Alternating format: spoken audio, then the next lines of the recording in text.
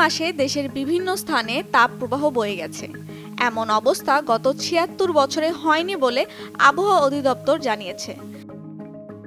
তবে মে মাসে দেশের সর্বোচ্চ তাপমাত্রার গড় হল ৩২.৯ ডিগ্রি সেলসিয়াস। গতকাল বৃহস্পতিবার আবহাওয়া অধিদপ্তর মে মাসের দীর্ঘমেয়াদী পূর্বাভাস দিয়েছে। সেখানে বলা হয়েছে মে মাসে স্বাভাবিক বৃষ্টি হতে পারে। দেশের কোথাও কোথাও ১ থেকে ৩টি মৃদু ও মাঝারি এবং ১ থেকে ২টি তীব্র তাপপ্রবাহ বয়ে যেতে পারে। এ মাসে দিনের তাপমাত্রা স্বাভাবিকের চেয়ে বেশি থাকবে। তবে মে মাসের তাপমাত্রা এপ্রিল মাসের চেয়ে কিছুটা কম থাকবে বলে জানিয়েছেন আবহাওয়া অধিদপ্তরের পরিচালক মোহাম্মদ আজিজুর রহমান। তিনি গতকাল বৃহস্পতিবার প্রথম আলোকে বলেন, মে মাসে স্বাভাবিক বৃষ্টি হলেও তাপমাত্রা একটু বেশি থাকতে পারে, তবে তা এপ্রিলের মতো অবস্থায় যাবে না। তাপপ্রবাহ এত দীর্ঘ সময় ধরে থাকবে না।